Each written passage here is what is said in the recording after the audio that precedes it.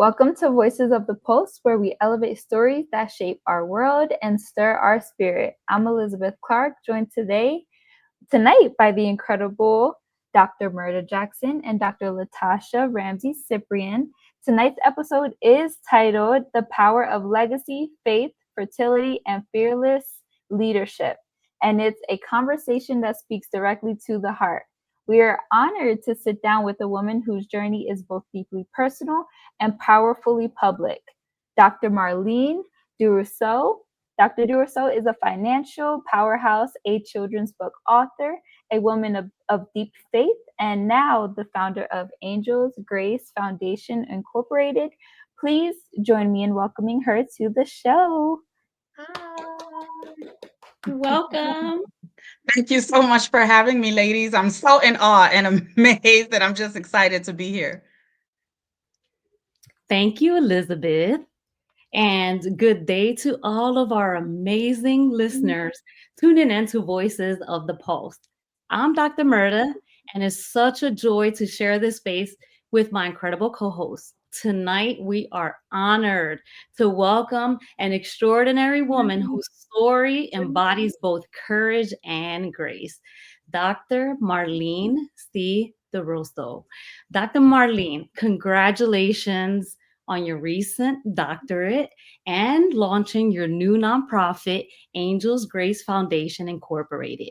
A beautiful tribute to your daughter and a beacon of hope for so many of us and so many families. We are so excited to have you here with us.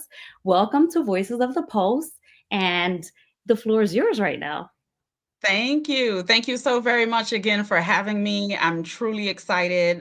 Like I mentioned, I'm so in awe of the work that the three of you ladies are doing and bringing light to such topics that plague a lot of us, but yet no one talks about, right? Including infertility.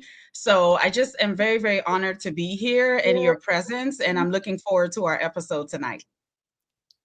Thank you, Dr. Marline. So tonight we are here to uplift a story that embodies faith, legacy, and advocacy. And I can't wait for our listeners to hear it. Dr. Latasha, I'm passing the post to you. All right. Good evening, everyone, all of our listeners. So we're super excited for this episode. I myself have been waiting and counting down. I'm just super excited. So thank you, Dr. Marlene, for joining us.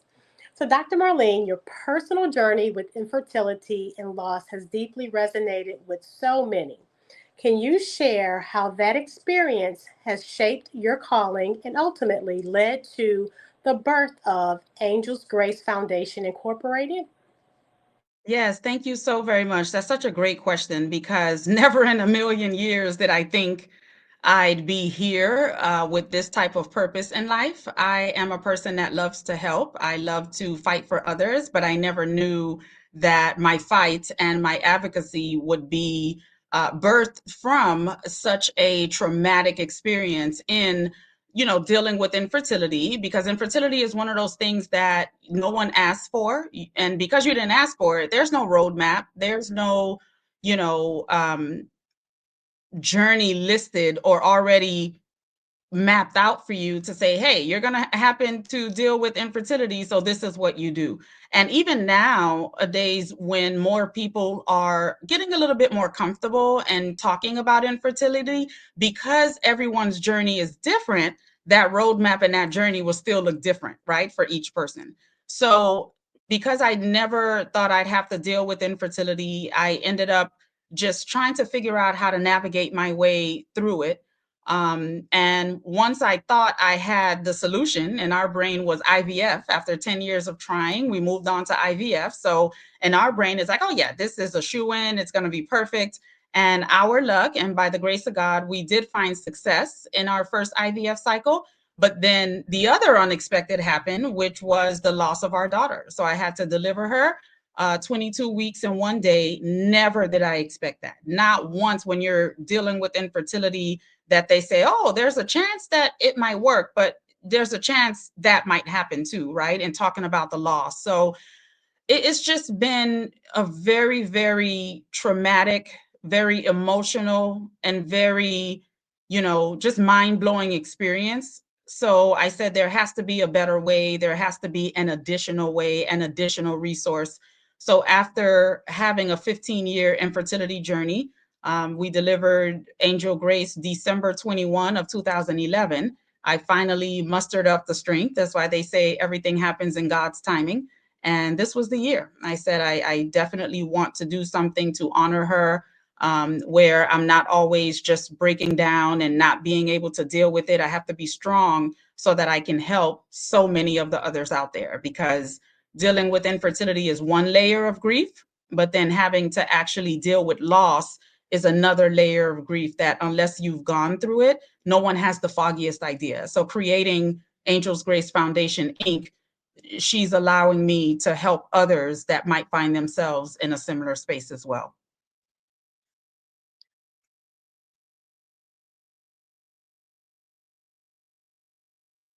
Thank you so much for sharing that. That's so inspiring that, just your story in general, I think is just so inspiring, and to be able to share that means so much to us. I do want to get into another question here. And your book, It'll Happen by 30, has been both personal and prophetic for many women. What was the writing process like for you, and how did it serve as healing? I love that part of the question that talks about the writing process, because for me, hearing you ask that question, the first word that came to mind or comes to mind is the writing process was therapeutic. Okay, because it was therapeutic, and the writing process started before I actually knew I was writing for the book. I remember as a young girl, I've always loved to write. And I remember telling my big sister that I wanted to write a book about my life. But when you're young and you're talking to the older ones, they're like, okay, well, what the heck are you going to write about? Like, okay, girl, that's fine. You can write your book. So never did I imagine that such a traumatic experience is what the first book would be about. So writing while experiencing the grief, being uncertain of what to do next, being afraid.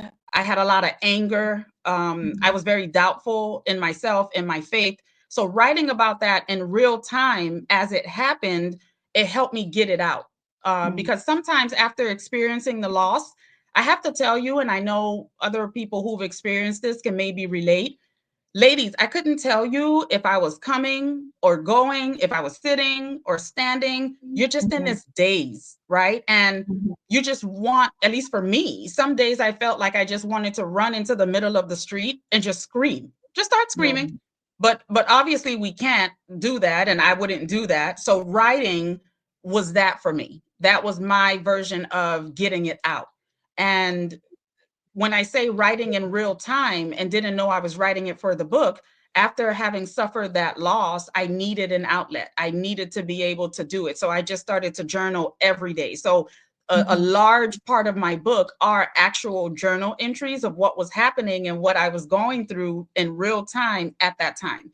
Because when we tell a story, I can tell you today, okay, I was on a vacation 2 weeks ago on a cruise and I'm trying to remember what happened. You remember, but it's not as vivid as if I was on the cruise and I'm actually writing, oh my gosh, today we did this. And can you believe the boat started rocking? So that's what was going on, which is why I've gotten so much great feedback with the book, because it puts you in real time what was actually going on. And a lot of people could relate to that. So to ultimately answer your question, the writing process was therapeutic and it was healing because it helped me to get all of that out that I was feeling. Oh, I love that. Do you recommend that? Do you recommend, as like an upcoming author or an author in general, to write like that? Oh, yes.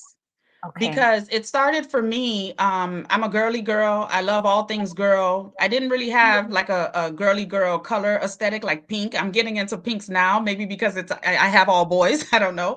But I love, and I say that to say, I loved rainbows. I loved flowers. I loved, sunshines and sunflowers. And when I was a little girl, I would buy all these Anne Frank diaries, the Yes. journals, the cute little 3-ring binders, but like the short Mm-hmm. ones. And I would go to the store and my mom is already giving me the side eye because she knows I'm going to walk by the stationery aisle so I can get a book or something and like a cute pen with a puff, so I can write. So I recommend it because even if you're not going through something as traumatic as grief, it's good to brain dump, get things out. How are you Mm-hmm. feeling? Why are you feeling like that? Even if it's for no one to read it, but when you Right. go back and read it, and if you ever do decide, you can pull from that as real-time experience that will help others as well.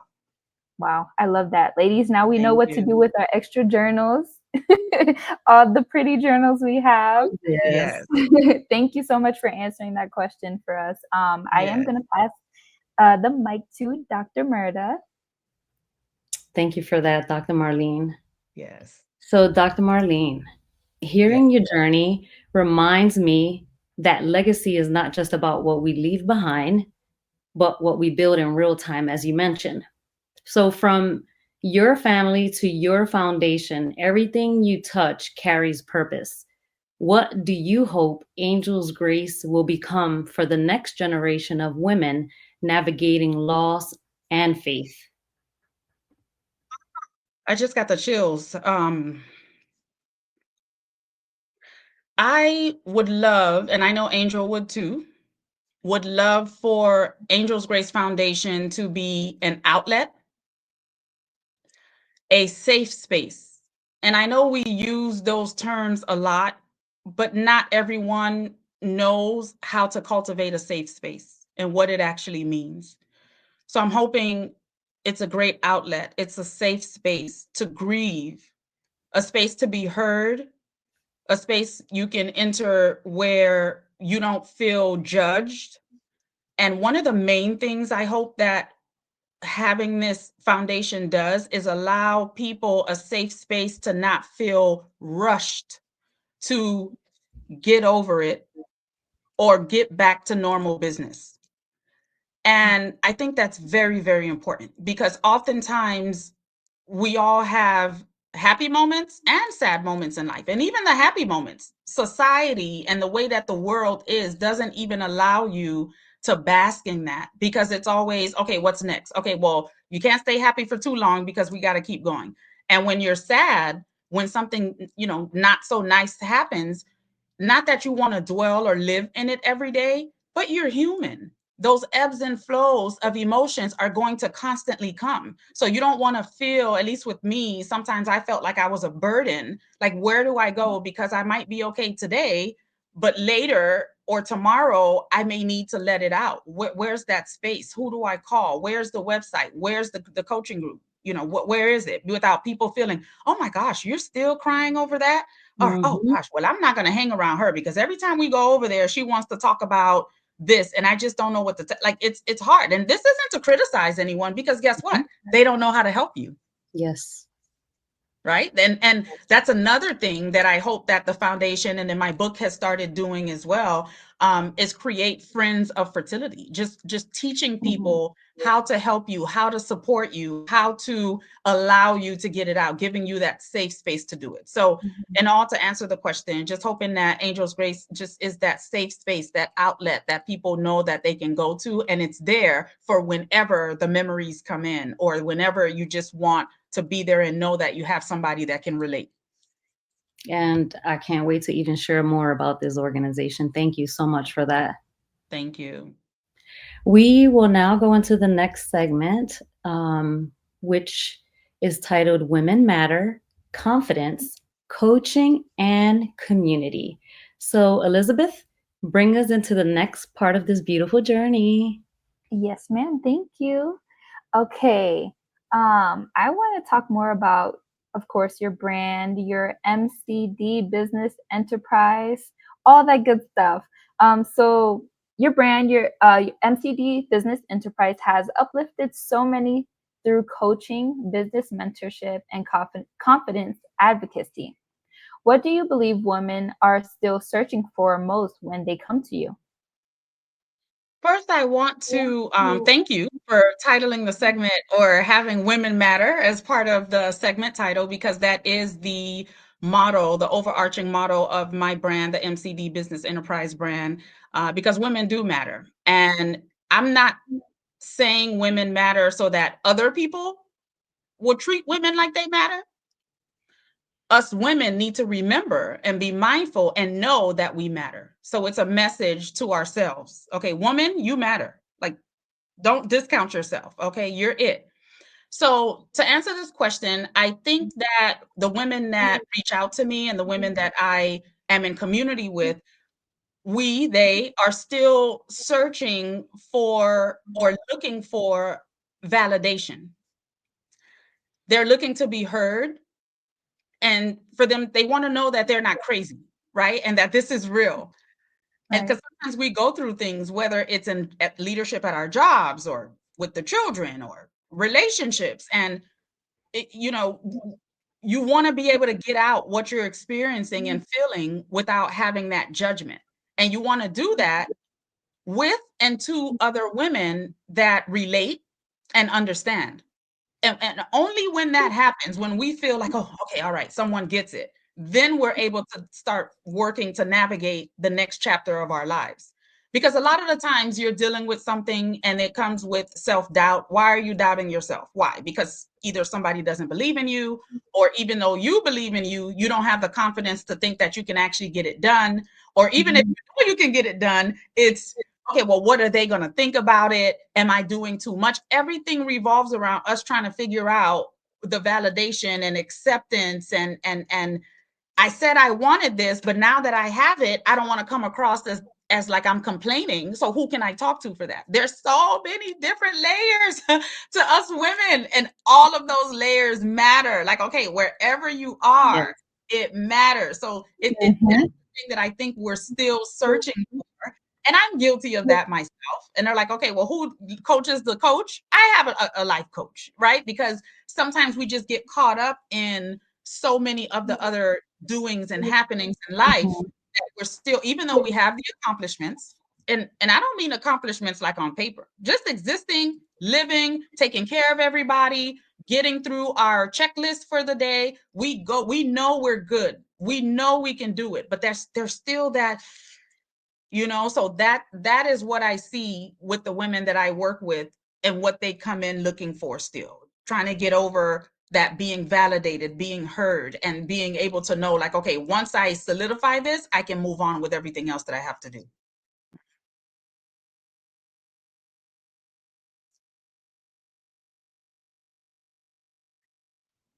Technology is not on my side today. I'm like, I having to keep pressing my mute. I'm like, what is going on?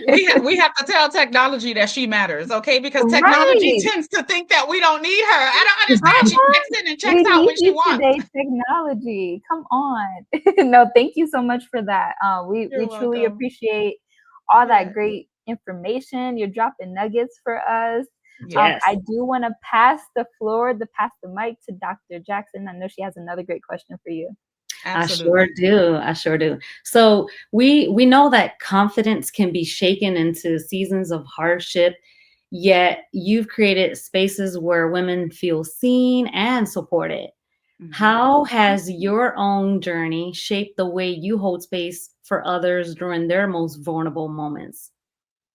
That's a great question, because oftentimes and I'm speaking for me, my thought of when people venture off into entrepreneurship, you're like, oh, okay, well, I want to be my own boss and I want to have a business, right? That's high level, normally what we think about.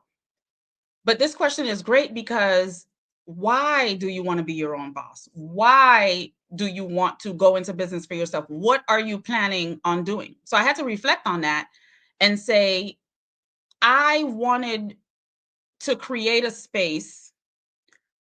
Well, during my journey, I wanted to access a space that offered guilt-free support. Because sometimes us women don't ask for help because we're going to feel like, again, that judgment word, you're going to feel guilty.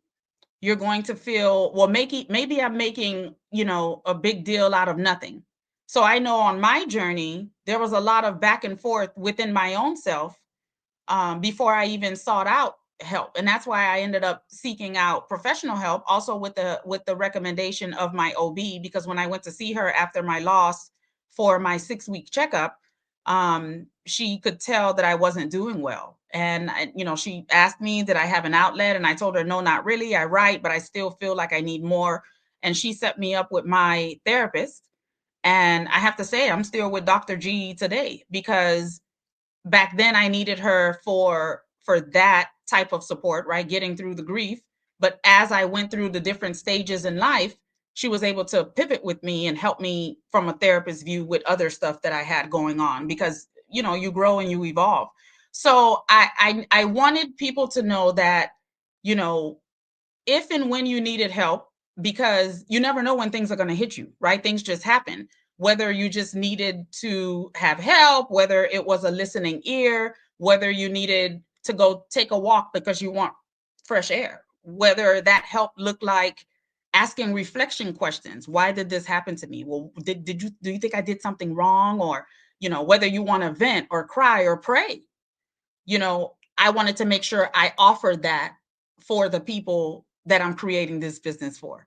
I want to know that I want to show up and hold space for others to have that as well, because I know that that's what I needed when I was going through the different stages of my life dealing with certain things. So, you want to be able to, I wanted to be able to create a space that once they came in and they explained, they know, okay, Marlene now is going to try to figure out a way to help them. She's been there. It may not be the same dilemma, but she understands. She's relatable. So my business has to look like, when you show up here, you're going to have some kind of relatability, some kind of help, and you'll leave guilt free. We have to let go of all of this feeling guilty. Feeling guilty for what? And I have to say that out loud for myself, because juggling so many balls and doing so many things, you always feel like you're missing out, or you're cutting something short. But it's okay. And even just thinking that, where's that safe space that you can go to? Because guess what? You're going to go to your mom, you're going to go to your spouse, you're going to go to your friend, and you can only imagine what type of advice they'll give you. Okay, well, what did you think was going to happen? You asked for this. Okay, Yep. well, you're not the first one and you're not the last one. So what's the problem? Put your big girl panties on. And guess what? Although all of those are facts, right? Those are factual statements. But that's not what you necessarily need to hear in that moment. You know that, but you probably need that help and that support to get you to realize and understand that. And once I do, how do we move forward without letting it bother you or try to take you out? So I know that was a long answer, but just to kind of explain, like, it's just dimensions to this. There's levels, There's no long answer. Yeah. No, that was perfect. Yes, we needed to hear all of that. Thank you for sharing that message. Dr. Latasha, we will now, I'm passing the post to you, and we will now be moving into the next segment. Do you want to go over the title of the segment? Yes, so this is segment 4. It is faith, finance, and leadership. So I wanted, before I ask your question, you mentioned about safe space a lot, which is important, because as we all know, community is important. So I think that is so great that you mentioned, having that safe space. Community is important, and also being empathetic towards others. That is so important. We have to empathize. I may not be able to relate to what the next person's going through, but I need to lend a listening ear and show grace. So I just wanted to just mention the safe space and community is so important, and just being empathetic. Being empathetic is key, because like you said, we're going to go to people closest to us, but sometimes we may not even really want them to say anything. We just want them sometimes just to listen and just be there for us. So I just wanted to just talk about that. But the next question is that you shared that confidence is a learned mindset. What practices or tools do you encourage to help women to rebuild belief in themselves? I love it.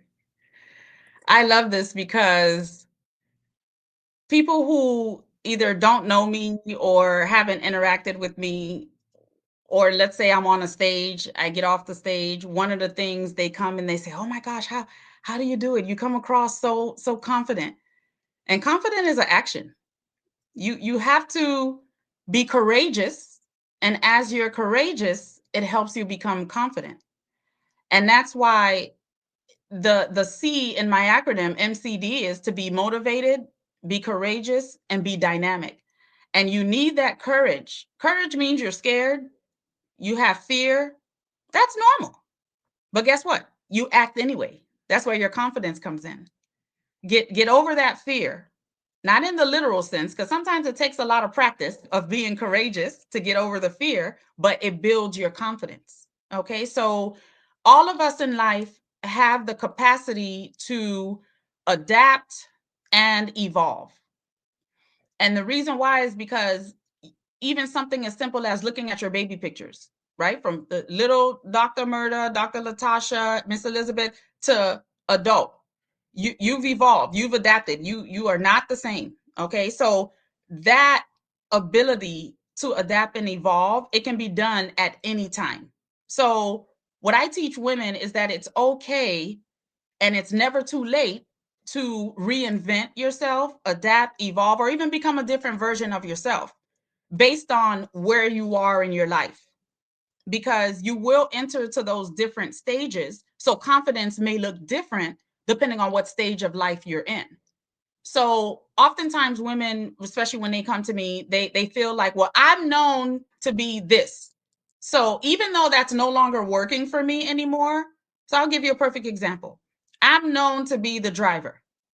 That means you have your friend group, not me personally, I'm giving an example. You have your friend group or your family. Oh no, Marlene's coming. Okay, she's driving. Dr. Latasha's coming. She's the driver. But guess what? Some women feel like I don't want to do it, or I don't want to do it all the time. And some women feel like, well, that's what I'm known for. So even though it's no longer working for you for one reason or another, you feel like you have to live there because that's what people know and expect from you. So then it's like, okay, well, what would they think of me if they, the new me says we're going to create let's call it a system, and that system will involve every time the group of friends go out, we rotate who drives, something like that. When the family goes out, we'll rotate who drives. What will they think? Are they going to think that I'm trying to be bossy now? Are they going to think, mm-mm. So I try to make sure that we understand as women, it's okay to reinvent yourself. It's okay to adapt. It's okay to evolve, because where you were, the young, free 20 something who didn't mind driving, you're going all over the place, it's not a problem. But now you're a little older, you feel a little bit more intimidated. The people are going too fast. I don't know, whatever it is. You should be okay to feel confident to tell your people, okay, no, this no longer serves me. I'm not doing that anymore. So outside of helping teach women that it's okay to reinvent themselves, evolve, adapt, that went into my research as well, because my research focused on women and leadership. So I'm teaching them what I call my morphology method, because you're a work in progress. You're always morphing. So you're a work in progress, and we were built to pivot and adapt and change given the circumstance.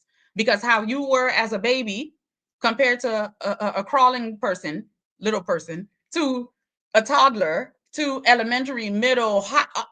Imagine, look at all of this evolution. So how come we lose sight of that, and we forget the dynamism that we've had, that when we become an adult, we're like, oh, okay, well, we have to stay like this because this is what people know. It's okay for you to morph. It's okay for you to adapt. Now, do you have to be rude about it? No. Do you have to always try to explain? No, even though us women explain anyway. Just always explaining stuff, right? But it's a matter of practice. Just like you have to practice that courage and then it builds your confidence, you're practicing standing your ground and morphing and becoming who it is, or that version of yourself, because that's what you need now, So That's awesome. And you mentioned evolution. So one of my favorite animals is a butterfly. So every time I heard the word yes. evolution, I'm thinking about a butterfly. And you're right, we do have to grow throughout our Mhm. life as we get older. and we don't need to be stagnant. So Yes. evolution, reinventing ourselves. Thank you so much for just touching on that, because that is very important. A lot of women, we get stagnant as we age because we're afraid of people saying, "Oh, she thinks she's all that," or "She's changed now," and that's not the case. We're actually Right. evolving. So thank you so much for Exactly. touching on that. So Thank you. you're welcome. I'm gonna pass it to Dr. Jackson, and she has another impactful question to ask you. Mhm. Yes, and thank you for that powerful message. I needed to hear that, and so did so many other women. Yes. So, you've mastered the art of blending faith with practical leadership in spaces where not everyone brings their whole self.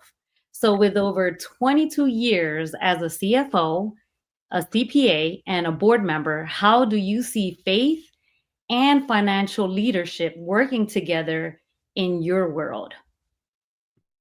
It's funny because I actually hit 23 years today in my financial and leadership background. And Congratulations. thank you. Thank you so much. And faith is number one. I could not be, experience, good or bad, anything without the Lord. Always number one for me. I feel like faith and financial leadership work together because oftentimes you hear in relationships, and relationships can cross so many different segments. So, for instance, a child and parent relationship, a spouse, relationship, friendships. And one of the main things that normally impacts how relationships work, or the dynamics of them, whether we want to believe it or not, are finances. So let's take the child and parent relationship. I grew up as a person that was risk averse when it came to money, because of the relationship with money with myself and my parents. So it's one of those things where it's like you have to have faith that the money will come, because guess what? Okay, so you can have faith because we believe and God will take care of you, right? Great. But faith without works is dead, right? So we also have that aspect of it. But yet, in the world that we're living in, the actual physical specimen of this earth, we need the financial aspect so that we can keep living. So it's one of those things that you have to kind of see how they marry, because finances may impact how a parent cares for their child. Finances may, and that'll hinder that relationship or bless that relationship. And I'm not saying that that's it's all what it's all about, but I had to really think about, finances are everywhere. So you're doing someone a favor and a blessing when you are accurately, efficiently, and safely garnering your finances, and also leaving it to faith to know that you're making the right decision as it comes to that. Because depending on what happens with money, it scars people from a little bitty person growing up. And then that same relationship, you have faith, finance, and then you end up getting married, or you might be in a friend group. You might be the friend that, because of how you grew up with your mindset around money and faith and different things like that, you don't want to be the one that's always spending all the time on the friends. Or they may say, let's go out, and they want to go to the high end, but you're comfortable mid-range. How do you navigate that? That may impact that situation. So I say that to say, by the time I became a professional, and me always being afraid of money, oh, I got to save it. I can't waste it. My dad taught me every 2 weeks you get your job and you save a portion, and you do because the XYZ. I have to believe that the Lord will provide. And as long as I do my part responsibly, it'll all work out. So it's always one of those things that I take my CPA license, my CFO roles, I take those very seriously, because you have to know what's going on with the money, because it impacts how you care for others in the world. In my day job, I'm in the nursing home industry. If I'm not taking care of the money accurately, the lights at the facility for the elderly will get turned off, or the food deliveries will be late, or whatever the case may be, paying the bills. So I take it very, very seriously. And because I'm also a person of faith and know that as long as I do my part responsibly, it'll work out, those are how I kind of bridge the two together. Thank you so much for that. You're welcome. You're welcome. Dr. Wow. Latasha, do you have anything to say, Elizabeth? That was powerful. Woof. Yeah, I'm really big on finances. So when you were talking, it made me think about how God wants us to be a good steward with money, and He gives it to us. And just like He gives it to us, He'll take it away. But we have to. I remember you said being responsible. So we Yeah. have to be responsible. And a lot of us grew up with the scarcity mindset, where, like you said, we're scared. Like, oh my gosh, somebody asks for $5, and you have and let's say somebody asks for $5 and you have 10, you're scared to give them five because you're like, I only have Exactly. 10. That's gonna leave me with five. But we have to have that abundant mindset to know that if I give it to someone, I'm gonna get it back so much more. So I'm so Exactly. glad you touched on that because that is so important. Our mindset plays a lot, and it's also like you mentioned the relationship we had, how we were Mm-hmm. raised, how our parents taught us, and that's also going into how we raise our children if we choose to raise them Exactly. differently. Because my grandfather, it was always you get your money, you put it underneath the mattress. He didn't trust the bank. He Yes, did not exactly. trust the bank. He was like, I Yeah. put it in a coffee can before I put that money in the bank. Right. Mm-hmm. So, Mm-hmm. oh my gosh. So that's going to bring us into the next question. Yes. So, Dr. Marlene, what has your experience in financial leadership taught you about advocacy and community responsibility? I love this. I literally was just talking to my brother. We had a family meeting today, all the siblings at my parents' house, just taking care of some stuff because I call us the sandwich generation. We're in between or sandwiched in between taking care of our parents and taking care of our kids. So we were in the car and we were talking. I was just having a conversation with him, and somehow the conversation shifted to all of the boards and volunteer work, all the boards that I sit on and volunteer work that I do. And I told him, I said, some of the work that I do include I'm on the board for my children's, it's like a PTA group. I'm the treasurer for that.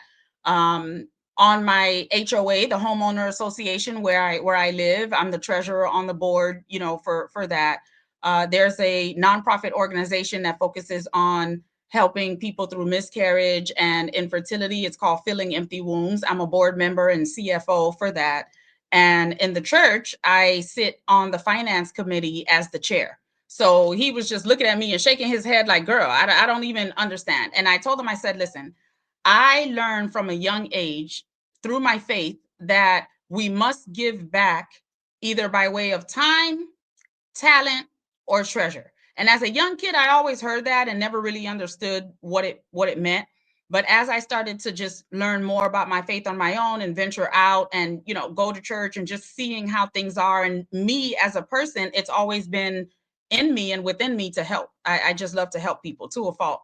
So because of that time, talent, and treasure that keeps playing, we all have a responsibility, to give back. And I happen to love to do it, which is good, right? And I do it in a way that advocates for people who can't do it for themselves, right?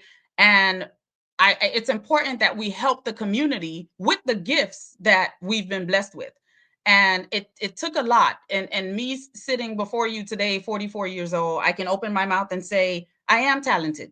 I am blessed. I am great at a lot of things, ladies. Okay. And I can say that without feeling, oh my gosh, what are people going to think? Because it's true. So these things that God has blessed me with, I'm great at speaking, budgeting, finances, listening, so what better way to use all these gifts that I've been blessed with than to give back via time, talent, and treasure and help others.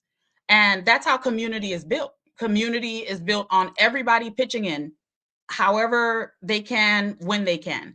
Now, I do admit sometimes I have to reel myself in because I go overboard, just because as a human being, we have a certain physical capacity as well. And that's what I mean by having to reel myself in sometimes, just to make sure I get the rest that I need and the clarity. But I love to be involved, and I love to give, and I love to gift. It's truly my love language. because I don't want my family and friends to be upset with me, I'm not going to pan my camera to show you. Include I've gotten gifts that I feel uncomfortable receiving them. My job is to give. I'm learning. I'm a work in progress that I have to be okay with receiving because I'm not comfortable with it. I feel like I already have so much. I'm blessed with so much I want to do for other people. And so my friends are teaching me that just like you like to do it, don't take it away from us who want to honor and celebrate you. So that I'm learning to do that. But time, talent, treasure, that is important. Your community needs you one way or another. And if you can give back and do it, that's what you do. Wow. I think whenever you mention about Wow. you're always the giver, I know I can speak for Dr. Murda, for Elizabeth. We're all going through that. We're in the season of that right now. For a quick example, like my birthday was 3 days ago, and Oh, happy birthday. thank you. So I sent them a gift, and it was just because, and we do this all the time to each other. Right. And it happened to arrive on my birthday. So Yeah. whenever they got it, they're like, "Why am I receiving gifts on your birthday?" But it's the fact that we love to take care of each other, and it's good to do it when you know that people are not taking advantage of you Yeah. either. So it's really good. But we are all learning to just be obedient and just say thank you instead of saying, because we're so quick to say you didn't have to do it, and the Right. giver knows that they know that they have to do it. Exactly. And we're so quick to say that, but it's good to, it is a good feeling to be a giver. And Yes. it's also a good feeling also to receive it as well. So like I said, Absolutely. we're all going through that right now. So I'm gonna pass it to Elizabeth. I know she has a great question for you. Yes. Yes, thank you. I know I'm struggling with the gifting and the giving and all that because I'm like, I think as a mom, we tend to give to our children so much, Mm-hmm. and that's just our natural or nature to just give and take care of other people. Yeah. And whenever we receive it, and for example, my husband tells me to slow down all the time because I'm always doing something. I'm like, Right. I can't. I can't slow down. Mm-hmm. So I appreciate those nuggets given for that. Yes. My next question is you've led teams, mentored professionals, and launched movements. What leadership philosophies do you live by, and how do you pass those on? That's a great one. I think it's important in leadership to meet people where they are. As a leader, especially if you're not the owner, right? As a leader, you're also you have someone you report to, but then a lot of people report to you. So you're kind of in the middle sometimes. And even if you are the owner, okay? It's one of those things where it's very important to meet people where they are, because as the leader, we try to make sure everything works. We try to make sure everything fits. And sometimes we lose sight of, in order for it to work and in order for it to fit, all the pieces have to pan out and all the pieces have to align. So because of that, we have to try to not always make circles fit into squares. So I'm gonna give you a perfect real life example. If someone at work, this young lady, love her to death. We still talk today. Our two youngest children are three months apart. We were pregnant at the same time at work, and she can't sit still. She can't sit still to save her life. Social butterfly, out, like, just talking to people. You think she's working, before you know it, you need something. You find she's on the other side of the office talking to somebody, and then she sees you. Okay, I'm coming. I'm gonna go. And she's getting her work done. But she's just this social. So at that point, I had to make a decision. I said, okay, listen, as a leader, are we just going to constantly, quote unquote, get her in trouble because she can't sit still in her seat? Let's reevaluate this. Maybe this isn't the position for her. Is there another position in the company or another department she can go to where it's not a desk position, but it's something that they can thrive personally because it matches their personality, and they can help the company at the same time? So we really had to sit and think about it. And we had a come to Jesus meeting. And she's like, oh my gosh, I know, Marlene, but I love it. It was this. And I'm just sitting there smiling. She goes, oh my gosh. Okay. So what do I have to do now?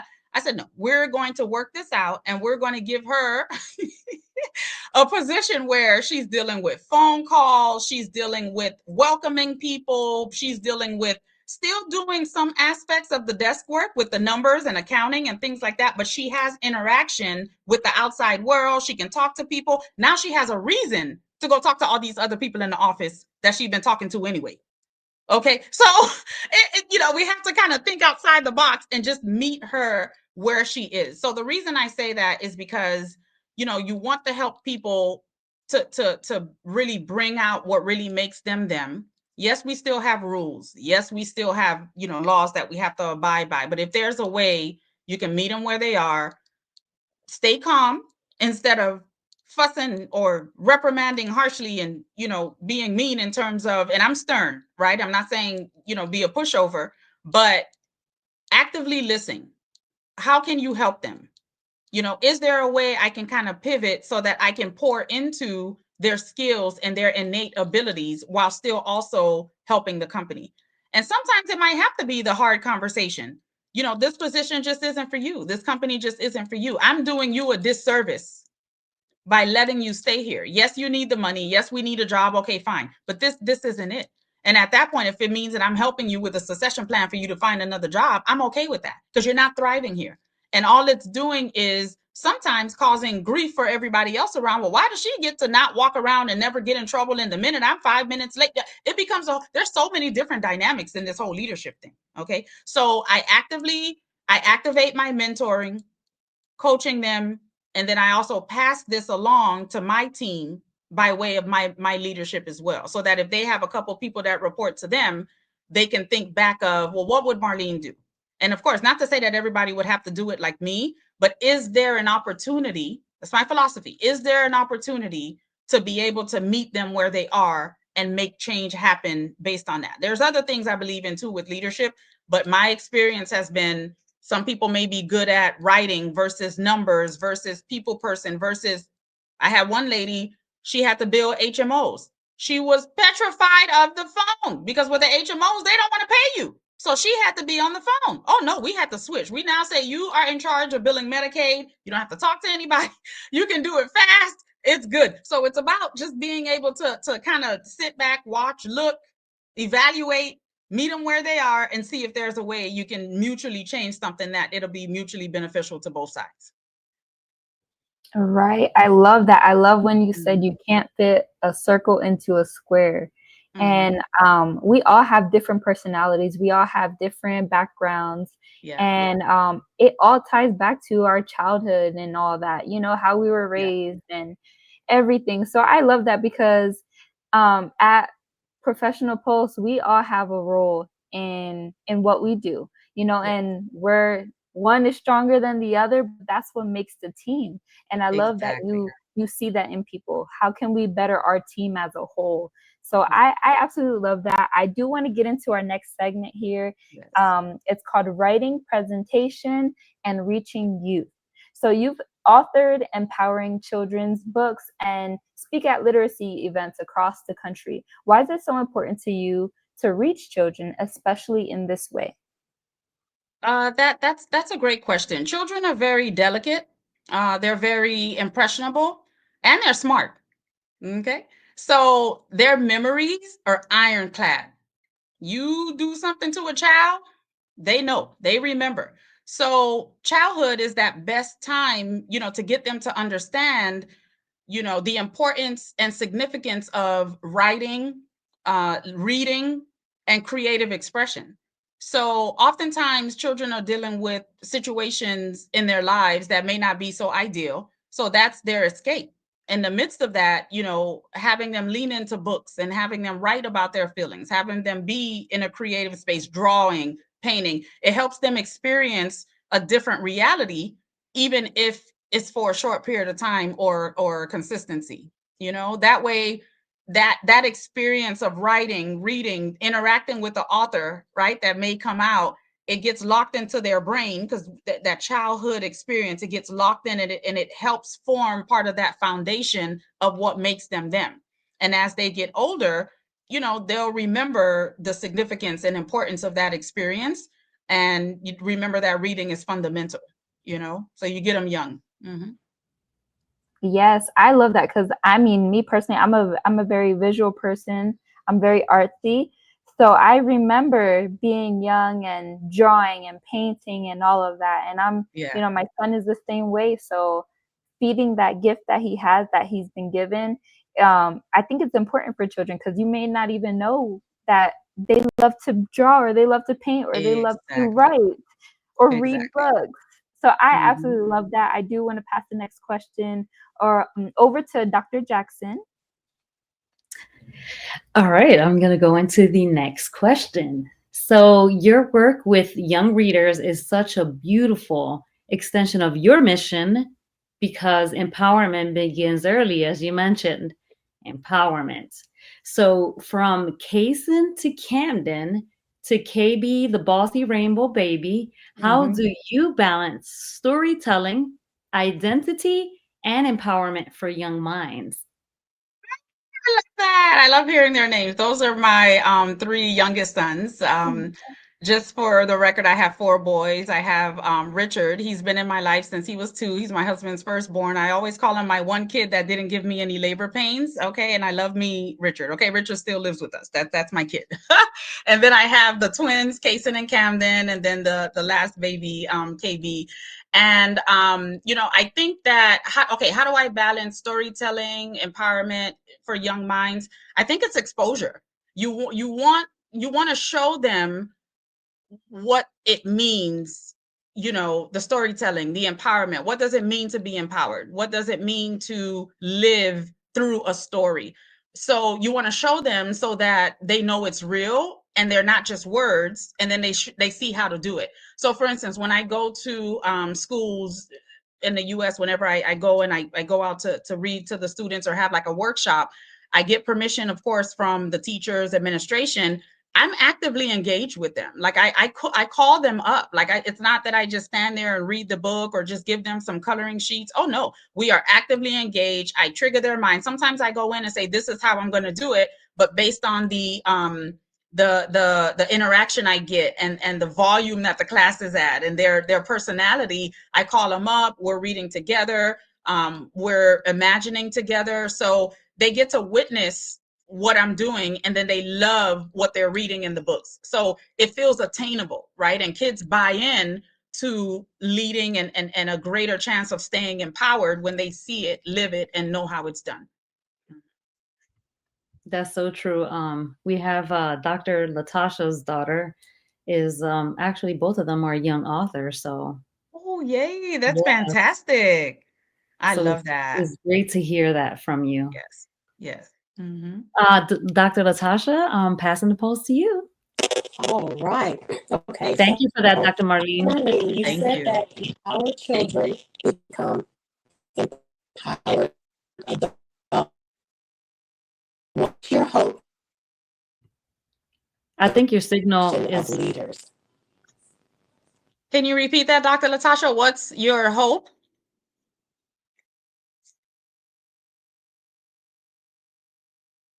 Oh, I think I technology, think she technology don't froze. think she matters. Yes.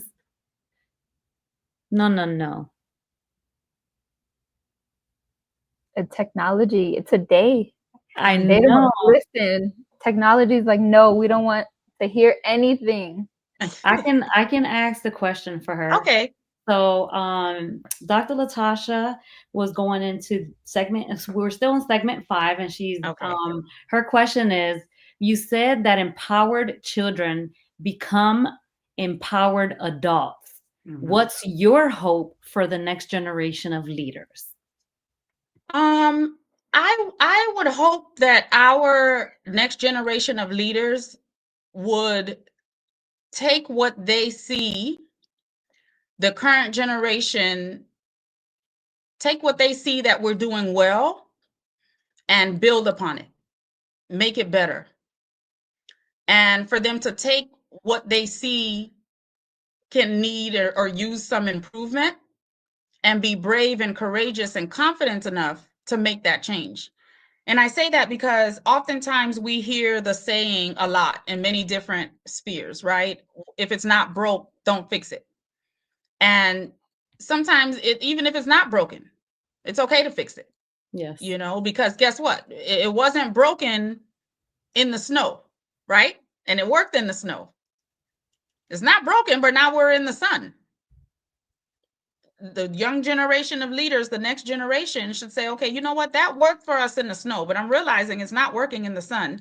So who's going to do it? Because that's another thing. We all kind of wait as humans innately to see who's going to make the first move. Yes. That's where I say for them to be brave and courageous enough to notice it, have an eye out for it, and start to lead the charge to make the change. So I really hope that if they saw we did some stuff well, give us our props, okay? And then go on. And if they saw that we weren't doing too right, give us our props. Poor things. They didn't know. It's not their fault. It was hot.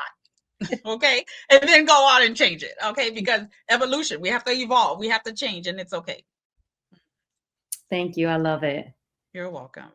Dr. Marline, so as we wrap this incredible conversation, first, we want to thank you so much for all your words of wisdom.